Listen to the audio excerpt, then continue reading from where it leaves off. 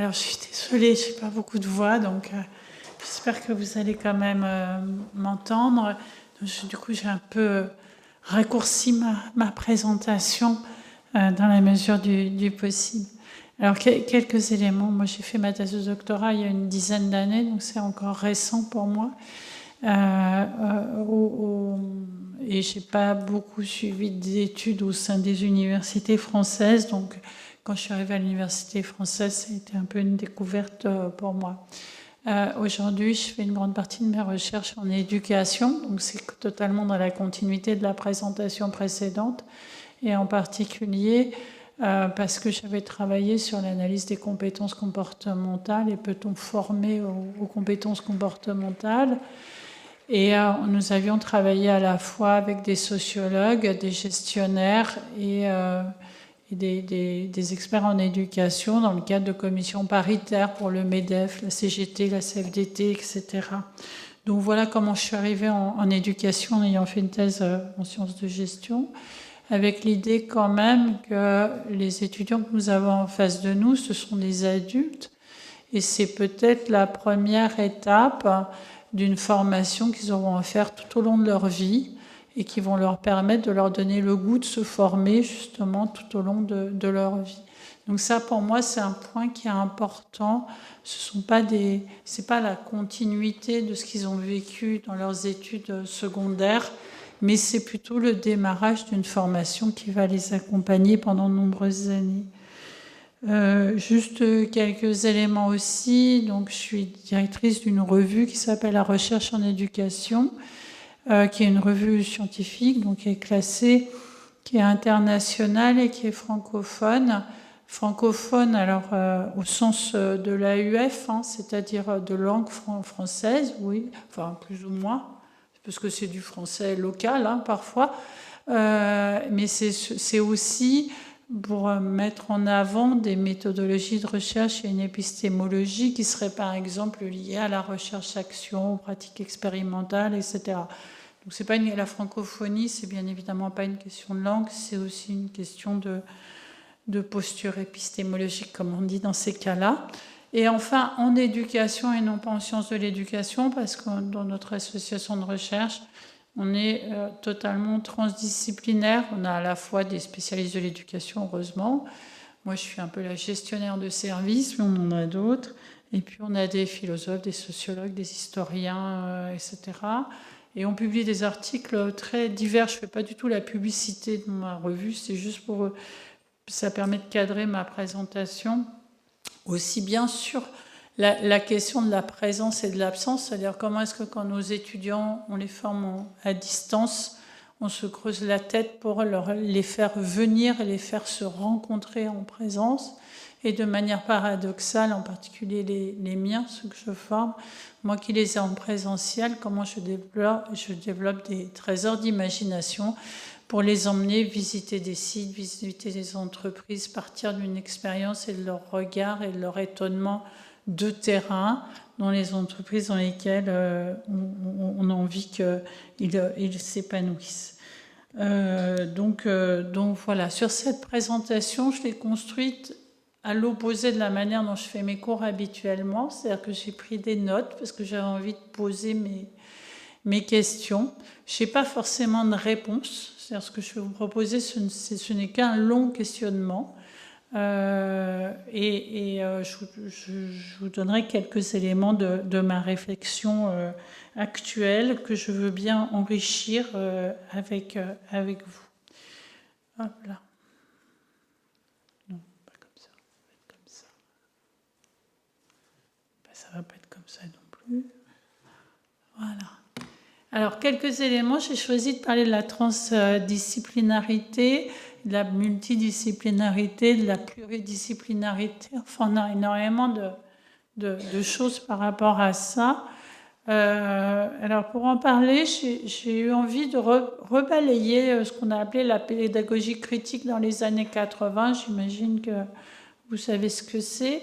Mais ce qui était intéressant dans cette pédagogie critique, qui a plutôt émergé en Amérique du Nord, c'était de partir de la pratique en analysant les rapports sociaux que ce qu'on appelle les apprenants dans les jargons d'éducation pouvaient identifier.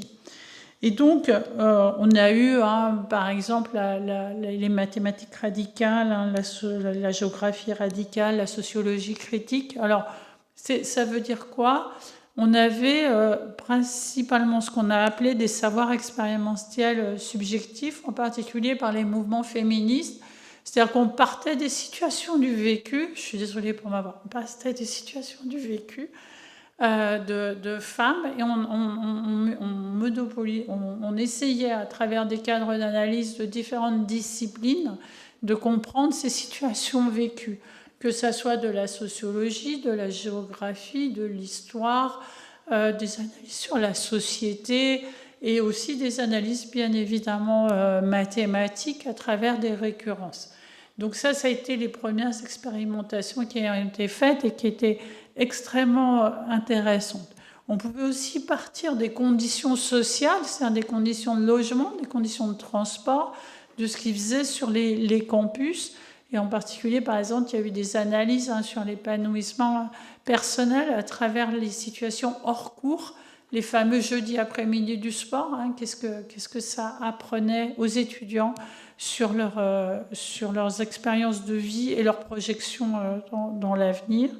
On avait aussi des choses sur les critiques dialogiques, c'est-à-dire tout ce qui est ce qu'on connaît aujourd'hui, c'est-à-dire comment est-ce qu'on va pousser les étudiants à faire des analyses critiques de ce qui est proposé par les enseignants. Alors c'est vrai, quand on est aux États-Unis, au Canada, c'est un peu plus facile parce qu'ils ont un usage de l'analyse critique qui, dans certains lieux, pas tous, mais dans certains lieux d'éducation, est quand même beaucoup plus présent que chez nous. Et à la question banale, est-ce que c'est clair? Qu'est-ce que vous en pensez? C'est vrai que si on va former, par exemple, au Canada, on a plus de réponses traditionnellement que ici. Et puis enfin, des éléments sur la littératie critique, c'est-à-dire l'analyse des textes et des images. Et là, je vous renvoie sur les études de l'OCDE qui sont extrêmement intéressantes sur ces questions-là. Et enfin, l'analyse des conditions de production, c'est-à-dire on va enquêter sur des objets du quotidien, que ce soit des téléphones portables, des baskets et autres, ou même la chaise sur laquelle vous êtes assise, mais toujours dans la même idée d'acquérir des connaissances dans toutes les disciplines dont on a besoin pour comprendre les conditions de production d'un bien. C'est-à-dire que ça soit des sciences dures ou des sciences molles. Donc cette pédagogie critique, elle a évidemment énormément... elle a été beaucoup travaillée. Pour moi, elle est extrêmement importante. Et c'est un vrai travail de formation des enseignants, en particulier de porter leur regard sur leur environnement. Alors, une fois qu'on a dit ça, la question qui peut se poser, c'est qu'en France, tout au moins, on a une séparation des sciences, dans les sciences humaines et sociales qui est une séparation des disciplines qui est extrêmement forte. Cette séparation, on pourra en parler tant qu'on veut, mais elle est historiquement à visée pédagogique avec des limites, ou alors basiquement corporatiste. On sait bien que certaines sciences se sont créées en séparation d'autres sciences et que l'éducation ne serait rien sans la psychologie, que les gestions ne seraient rien sans les économistes, etc. Et que quand on fait de l'enseignement, on se retrouve confronté à l'ensemble des paradoxes des séparations corporatistes. Et en particulier, on est bien souvent, et on le sait, on utilise les mêmes concepts. Et les concepts, on a l'habitude de dire que les concepts les plus riches sont les concepts les plus voyageurs. Et après tout, quand on réfléchit à la transdisciplinarité ou à la multidisciplinarité, on est obligé de se poser la question de quel est notre objet. Alors, c'est pas si simple. Après, je vais un peu dire le contraire, bien évidemment, parce que loin de moi l'idée de considérer l'étudiant comme un objet. Mais quel est l'objet de connaissance qu'on veut faire partager déjà dans un premier temps? Là,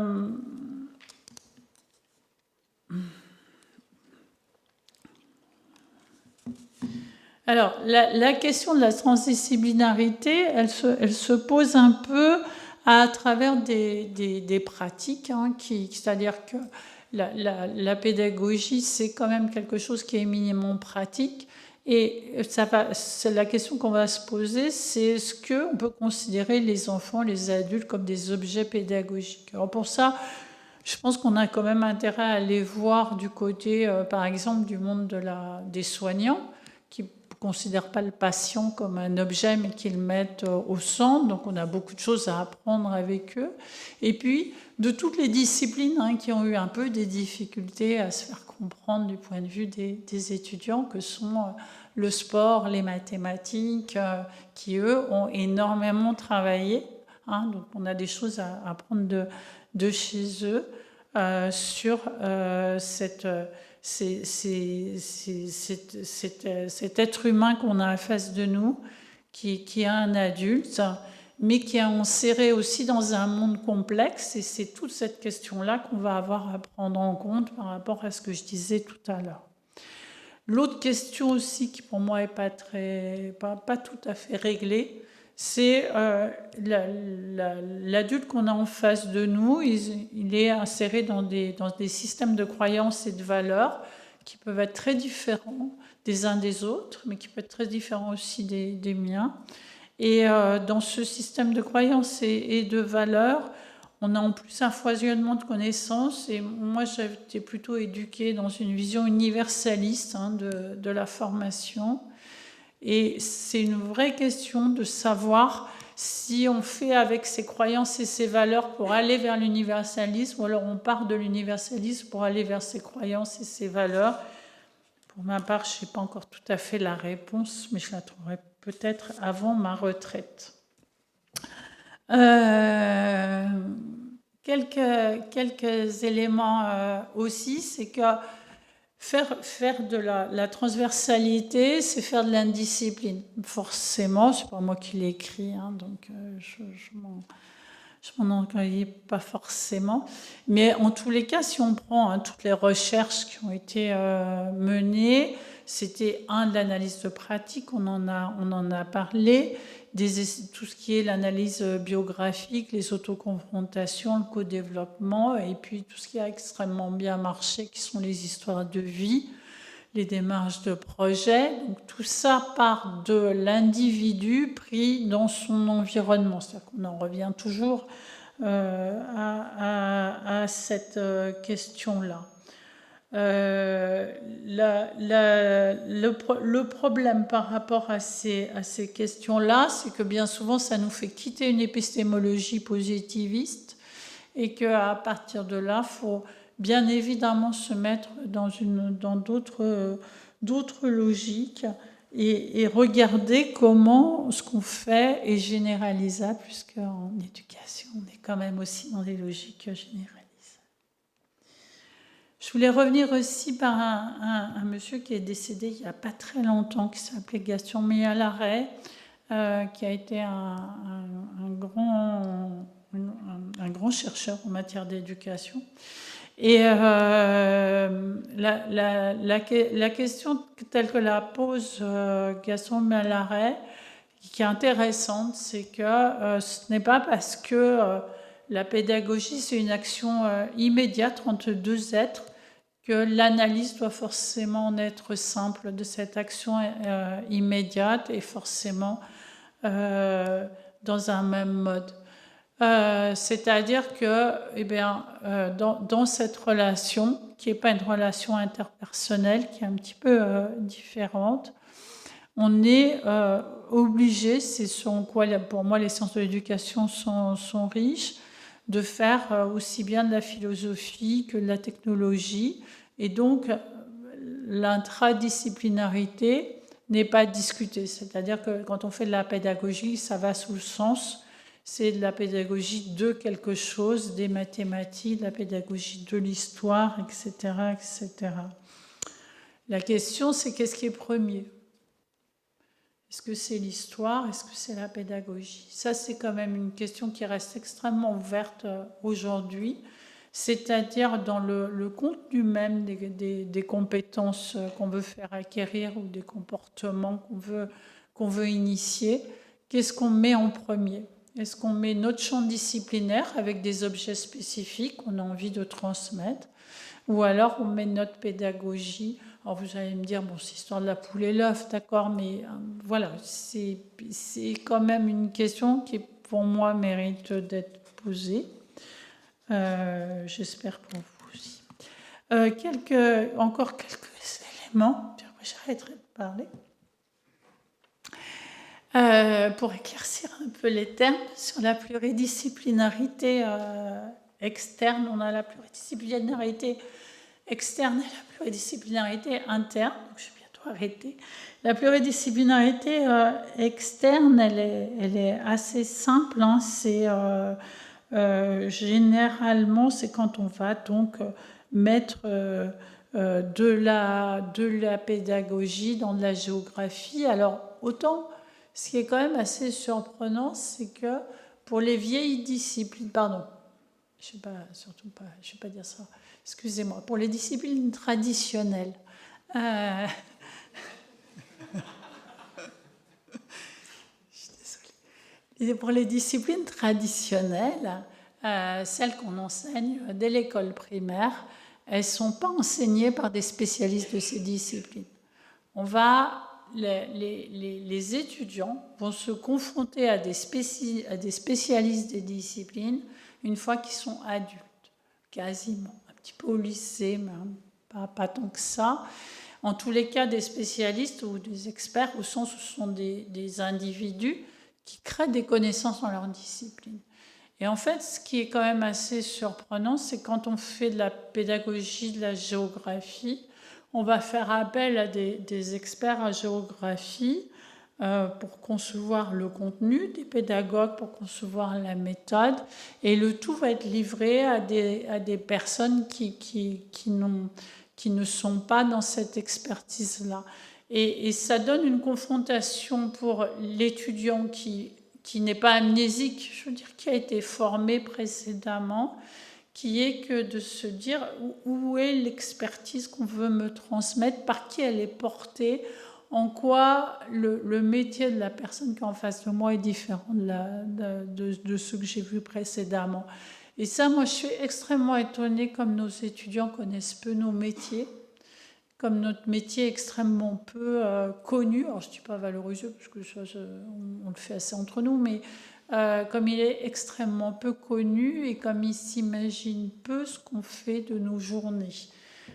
Ça, pour moi, c'est un élément qui est extrêmement important. On a aussi la pluridisciplinarité externe et interne. L'idée, c'est de se dire que pour expliquer un phénomène, il faut une explication pluridisciplinaire. Alors c'est vrai que les sciences traditionnelles ont beaucoup de mal à considérer que les sciences jeunes sont scientifiques, produisent des données valides, sont scientifiques. Ça reste un défaut de jeunesse. Et c'est vrai que les explications dites pédagogiques, par exemple, ont peu de valeur scientifique par rapport à nos collègues de sciences plus anciennes. Pour autant, d'abord parce que c'est souvent des modèles qualitatifs qu'on va utiliser, et donc ça reste quelque chose qui est peu valorisé dans le monde, en tous les cas.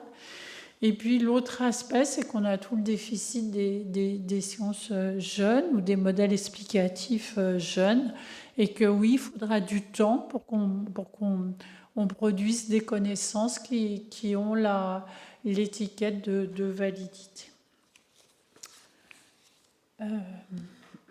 Et enfin, pour terminer, je vous invite à lire le numéro de Sciences humaines sur la transdisciplinarité, qui est une discussion avec Jean-Michel Blanquer, notre ministre de l'Éducation nationale, et Edgar Morin, qui est extrêmement intéressant. C'est-à-dire que la discussion, enfin, dans toute la discussion, ce qui m'a intéressé, c'est Et c'est la question que j'ai posée tout à l'heure, et c'était un peu la question que j'avais envie de vous poser, c'est comment on équilibre entre les connaissances et la transdisciplinarité. Oui, il faut qu'on développe comme enseignant des compétences transdisciplinaires, ça c'est évident, c'est même notre champ. La question qui va se poser, c'est est-ce qu'il faut un minimum de connaissances de base ou pas? Edgar Morin dit non, tout peut être transdisciplinaire. Jean-Michel Blanquer, qui a beaucoup travaillé le sujet, alors je ne suis pas du tout en train de faire une éloge de notre ministre, mais ceci dit, il a beaucoup travaillé le sujet, lui dit non, il faut le fameux, vous savez, socle de connaissances disciplinaires pour pouvoir après le dépasser et le transcender. Mon orientation aujourd'hui, qui est en ayant pratiqué beaucoup de transdisciplinarité, beaucoup de méthodes actives, beaucoup de promenades diverses et variées avec mes étudiants, je reviendrai aujourd'hui à un socle un petit peu fort aussi de connaissances. La question de la méthode étant une autre question, bien évidemment. Merci pour votre écoute.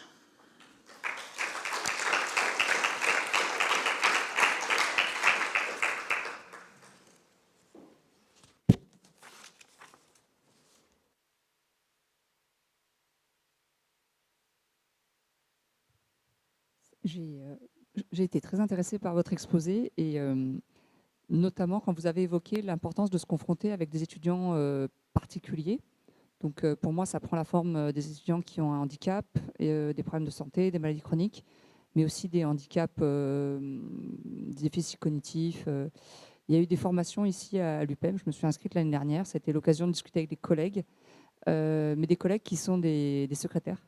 Parce qu'il n'y avait aucun autre enseignant-chercheur, je crois, juste une seule personne qui est une Prague, voilà, qui n'est pas publiante. Donc voilà, cette confrontation avec des étudiants différents, c'est très intéressant. Et deuxième exemple de confrontation, donc j'enseigne à l'UPEM. Avant, j'étais dans une université, on va dire, très sélective. À l'UPEM, dans l'institut de management où je suis, on a des gens originaires de tout milieu. Et donc, pour varier les plaisirs, je suis allée enseigner, donc ma spécialité, c'est les stratégies de communication. Je suis allée enseigner les stratégies de lobbying et de plaidoyer dans une autre université très sélective. Et dans mon groupe d'apprenants, j'ai seulement 17 personnes.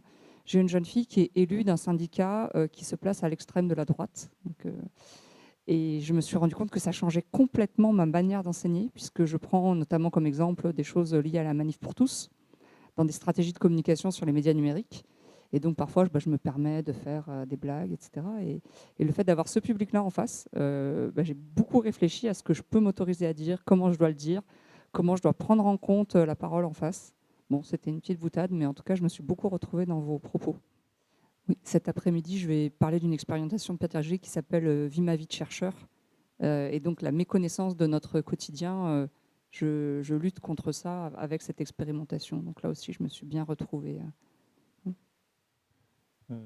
Merci. Moi, je n'ai pas tout à fait compris. À un moment, vous avez dit, vous ne l'avez pas dit, mais c'était écrit que, par exemple, pour faire des sciences pour de la pédagogie en géographie, il fallait des géographes et puis après, en dessous, il y avait une phrase que vous n'avez pas commentée où vous disiez pour faire de la encore avant, voilà, la pédagogie. Non, voilà. Et la pédagogie des sciences de gestion pourrait se faire sans la pédagogie et les sciences de gestion. Et j'avoue que je n'ai pas bien compris pourquoi vous écriviez ça et par rapport à la phrase qui est juste avant.